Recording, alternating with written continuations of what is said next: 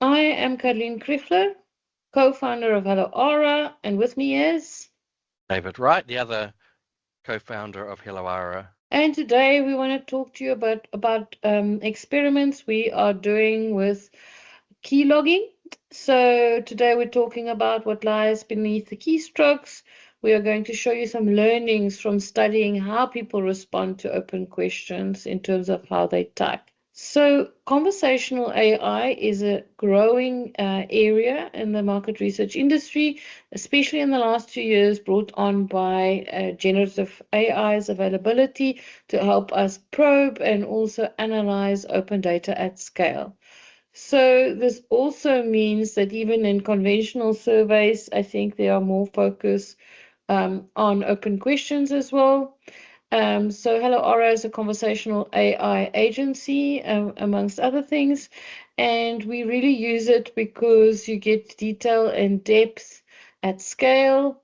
And so also because more conversational AI surveys, more open questions, the average respondent is more exposed to having to type. So text data at scale happens more often. Of course, we also see an increase in AI-generated response. There are things we can do about that, but we have some more ideas for you after today. So beyond what people are saying, what can we learn from how they are responding? And just as an example, in an ad test we might do for one of our clients, say we have a sample of 200, there might be up to 7 open questions, giving us 1,400 verbatims on a relatively small study. And when you get to something like a UNA, you can imagine the amount of verbatims that can be generated. So really very easy to collect a lot of data to learn from. David, over to you. Okay, so where our journey started is we noticed, like probably everybody else in the market research industry, that there were verbatims coming through that looked like they probably had come from GPT. Had the usual asterisks and underscores and things like that, and lots of bullet points. So like everybody else, we block people being able to paste directly into a form, but you soon find out that people can easily get around that, and there's a subsection of respondents who do that. So our journey began with that, and then we're inspired by the I'm a Not a Robot test that I think is owned by Google. So you literally just tick that button, and which is quite magical, and then it can determine whether you're human or not. And what it's doing in the background is looking at all your mouse movements, how quickly you react, the key down and key up timings, where you click, and just generally your motion. So we took that idea and decided to can we put that idea across our conversational surveys, so the verbatims and all the closed questions. And by doing that, we were hoping we could improve the data quality by doing this. It would give us insights on how we can design better conversational surveys, and also give us a view not just about how or what people are typing, but also how they do it, to give us another lens, on a behavioral lens, onto how they're answering the survey questions. So of course we had to turn to academic literature. If we look into what is happening in our industry, there are several market research firms that claim that they are using behavioral analytics in data fraud protection, and we couldn't find a lot of detail publicly about what exactly happens. There's quite a bit of academic literature about keystroke dynamics in things like how do people type, how do they write, so how can you help writers write better or unblock when they have challenges. There is studies around how students fill in exams on literature, and all of these look at some different measures to help us understand typing better. I think some of the learnings that were interesting to us is that typing patterns can certainly reveal engagement people have with the topic or what they're talking about or writing about or answering. That first paper, interestingly, could reveal the gender of a person with a 95% accuracy level, just looking at how they're typing. And I think importantly, what we learned is that something like a burst pattern can reveal things like engagement levels, cognitive load during content consumption, and even emotional responses. So very good for informing things like content strategy or user experience design as broader applications. So of course, before you do any key logging activity, data privacy is important. So we first consulted with our data protection legal person who drew up a new privacy policy for us that all the participants to our survey was exposed to and had to agree with before we carried on. David. Okay, so what can we keylog essentially? What sort of events can we capture when someone's typing? So first of all, we can capture whether their survey is focused or blurred. So blurred basically means they're doing something else. They've loaded your survey, they might be partway through it, but now they're doing something else. And when they refocus, they've come back. So often that could be they've been to a generative AI and done something and come back. We can record the copies so sometimes you'll see someone actually copy the question and then do a blur. You can see with their pasting. You can also see whether they're using backspaces and correcting their work or what they've written. You can see obviously the payload is what they've typed and how much, and you can see their typing speed and rhythm. You can see where they're pausing between words or sentences, and you can measure all of these events in milliseconds, which is our behavioral data set in a sense. And then on the right hand side you could see how as someone was typing all these different events were being recorded, and this is how our system is working. So what is a burst? Well, like I was saying, burst is the gaps between the key presses that we mentioned that I mentioned before, and we record the key presses and the timings between them, and that means we can record the timings across different questions and compare how people answer each question. We can analyze how much of what someone says is fast typing bursts. We know how much people are pausing. We can also look for combinations where people are typing quickly and then perhaps pausing. We can see the difference between these over different questions or over the duration of a survey or across all the respondents' answers. And we can learn that what we have learned or can learn is that we can indicate how focused someone was answering the question. When someone's focused, they tend to type quickly. If there's pauses in between what they're doing, that can be good because they could be thinking about what they're doing next. If there's lots of pauses, it can mean they're distracted. So by using a combination of these measures, we can understand the verbatims that people are typing better, and we can understand a respondent better. And so here's just an example of someone typing, and you can see and the key events, what is being recorded. So you can see that they've typed quite quickly in bursts. The first part of their answer, they paused and had to think, and now they're typing the second part of their answer. So this is an example of a good verbatim because they were typing consistently and they also thought, and then they took their answer in a slightly different direction. So this is the sort of example where keylogging is identifying a good response. So we were talking about bursts, and now if we look at a burst rate, it's simply looking at the number of quick typing sequences or bursts, and we're dividing that by the total characters typed. So in that way, we normalize so long answers don't automatically look better, and it tells us how many of these fluid sentences you get per word that you speak. And so why does this matter? What we find is that fluent typing is often done in bursts when people are into the survey and they're engaged. If they're typing very slowly, it can mean that they've lost interest and maybe aren't giving you good information. And when we've got bursts with poor, thoughtful pauses, they can indicate great verbatims. We've got your respondents' full engagement and focus. So here's an example of how we took a burst rate and we created some segments with the help of AI analytics. So the first segment that we came up with in this data set was the efficient typist. That was the majority of the sample. This is people who have an average burst rate. If we look across the sample of this particular study, they had moderate thinking time, 15 seconds on average, and shorter answers. So although it's still 31 characters, they didn't. We don't see like a lot of long answers here. This is like an average length answer, and this we call the normal baseline or the majority of our sample. Then we get the deliberators. So it's only 4%, but what we see here is participants with a very low burst rate. So generally typing characters slower after each other. And then there can be extreme thinking time, often up to 5 minutes.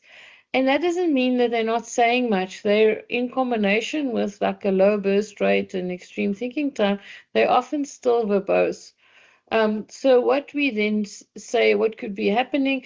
Are they distracted? Are they multitasking? Are they going between different browser tabs, or what is happening? The last group is about 14%. We call them our power writers. They have the highest burst rate. They give long answers generally. You can see 66 characters, and they have a high thoughtfulness score. So their ratio of pauses versus burst rate is really good.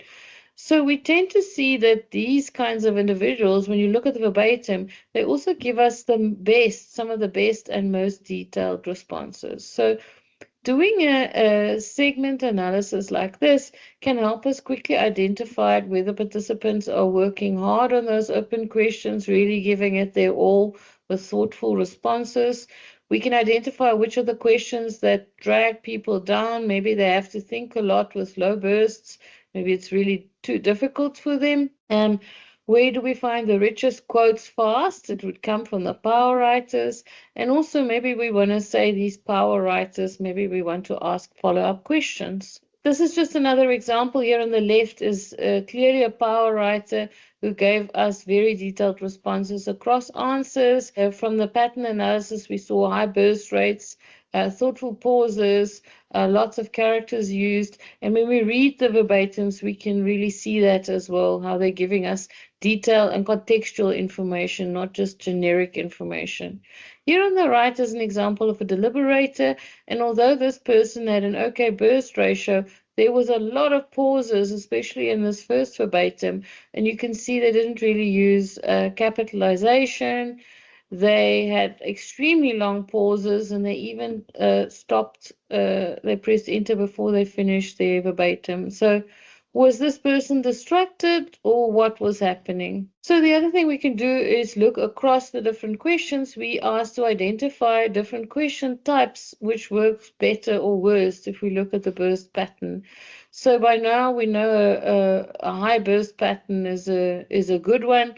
And when we look at these questions and we look back at our questionnaire, these questions were some of the more complex questions where we might have given some context and asked one or more thing, or we would ask somebody to tell us a story about an event, or maybe it's a slightly more creative question. Here we asked, what can this brand do to improve the sub-brand for you? What will it take?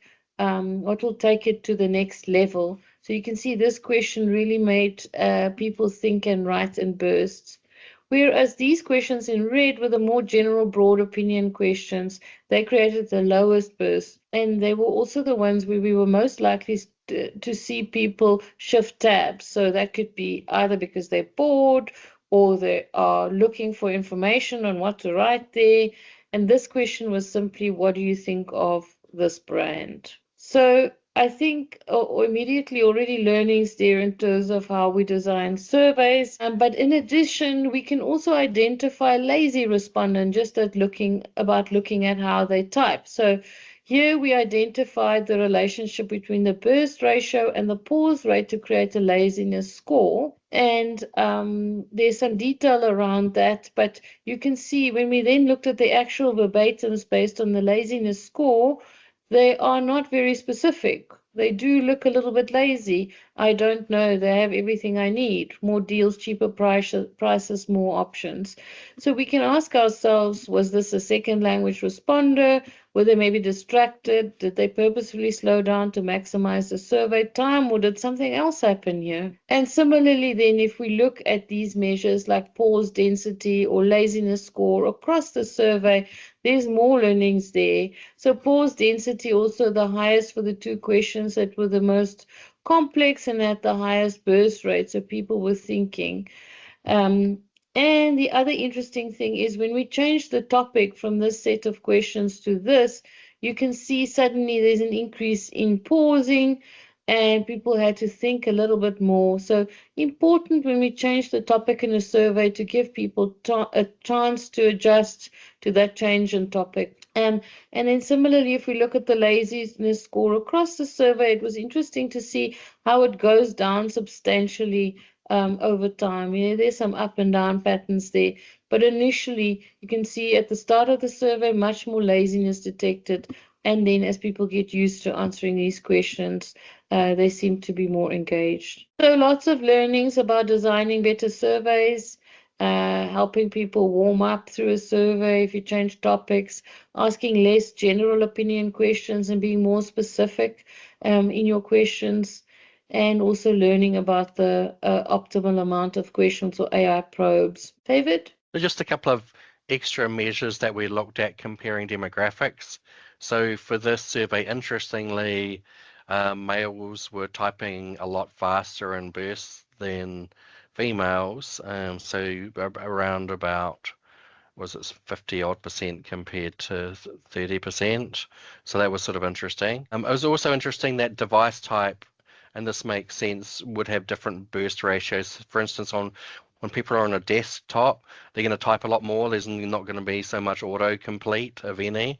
So you can see the Mac OS, these are the fastest typers in terms of burst rate, followed by Windows devices, and then we drop down to the mobile devices, with iOS having people typing faster or more bursts, and then dropping down to Android. So in a way, when you're calculating the burst rate, you need to take into account the device they're using. And the other measure that we found very interesting is the paste ratio. Like we were explaining before, you can block someone pasting into a web form, but people get around it, and this could be they use plugins, there's hotkeys, there's things you can subscribe to on the internet that offer to fill in your survey for you, and also you can use voice dictation, but luckily with voice dictation you actually see events, so you know the respondent is actually interacting and saying stuff, so we can not worry, people can use voice and not be counted as pasting everything.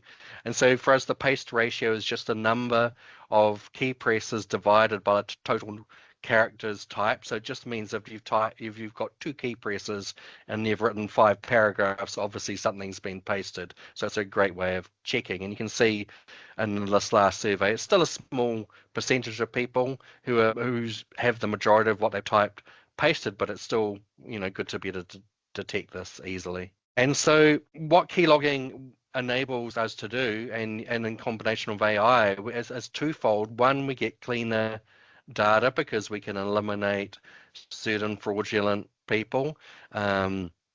We can also look for junk responses, so they might be legitimate, but they're just not engaged. And then we can focus in on where there is a lot of engagement as well, which is interesting. And there's a lot of measures I didn't measure, like motion and things like that. We've also able to add into these formulas. And then during the survey itself, the thing becomes more living and breathing because we can detect whether someone's doing too many pastes.